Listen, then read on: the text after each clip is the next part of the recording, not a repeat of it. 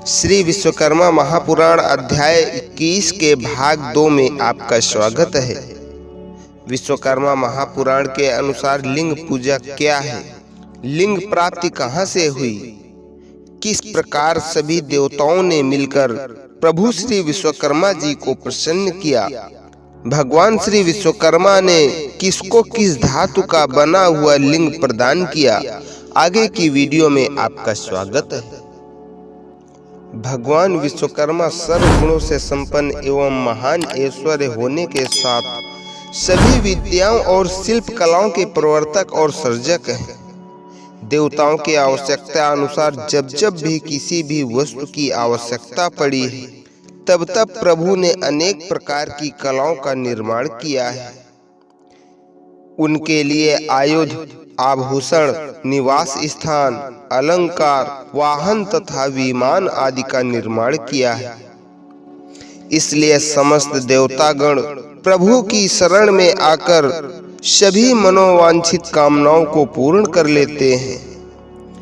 ऋषि तथा देव और समस्त प्राणियों के हित के लिए किए जाने वाले यज्ञ सामग्रियों को प्रभु श्री विश्वकर्मा ने ही तैयार किया है। उन्होंने इच्छा करके देवताओं की अनेक कालामय मूर्तियों की उत्पत्ति की। एक समय में अनेक प्रकार की समृद्धि मिलाने की इच्छा करने वाले ऐसे देवताओं ने प्रभु श्री विष्णु जी के पास जाकर प्रार्थना किया तथा वे बोले, हे देवाधिदेव, आप हमारे कल्याण के लिए प्रसन्न हो। सर्व प्रकार के कल्याण तथा समृद्धि की जिससे प्राप्ति होती है, ऐसे लिंग पूजा की महिमा हमने जानी है। इसी कारण हम अपने मनोरथ सिद्ध करते हैं।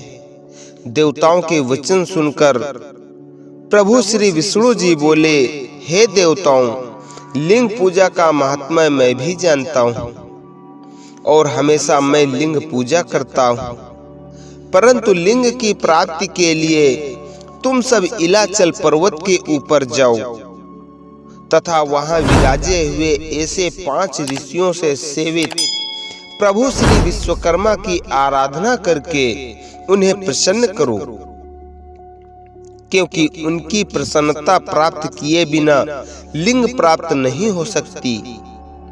इस प्रकार प्रभु के वचन सुनकर सभी देवता इलाचल के ऊपर आए तथा प्रभु श्री विश्वकर्मा की स्तुति की।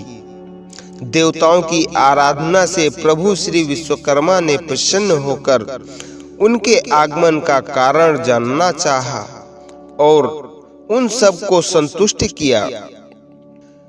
प्रभु विश्वकर्मा ने इंद्र को मणिक का लिंग दिया, कुबेर को सोने का लिंग दिया तथा उसी प्रकार सभी देवताओं को उनके अधिकार के अनुसार लोहे, तांबे, कांसा, सभी विभिन्न प्रकार की वस्तुओं से बने हुए उत्तम लिंग देकर उनके सभी मनोरथों को पूर्ण किया, जो ज्ञान रूप हैं तथा समस्त इच्छित वस्तुओं को देने वाले हैं। ऐसे प्रभु विश्वकर्मा हम सबके रक्षक हैं और स्वयं ही समस्त लोकों में व्याप्त रहते हैं। वे विश्व की तथा उसमें रहने वाले सारे पदार्थों की उत्पत्ति के कारण रूप हैं तथा सत्कर्म करने वाले मनुष्यों के मार्गदर्शक एवं उत्तम महिमा वाले हैं। अपनी ही विभूति से सूर्य स्वरूप से प्रकाशमान होकर समस्त जगत को तेज, ताप तथा पोषण देते हैं। ये एक ही देव अपने मर्यादित सामर्थ्य द्वारा समस्त भूमंडल सहित ब्रह्मांड के कर्ता, धर्ता तथा हर्ता है। ब्रह्मा, विष्णु और महेश वगैरह के स्वरूप को धारण करके अनेक प्रकार से सुप्रसिद्ध हुई महान शक्ति की उत्पत्ति के मूल में भी वे हैं। जिनके एक हाथ में गज है, दूसरे में सूत्र धारण किए हुए हैं, तीसरे हाथ में जल पात्र तथा चौथे में पुस्तक है।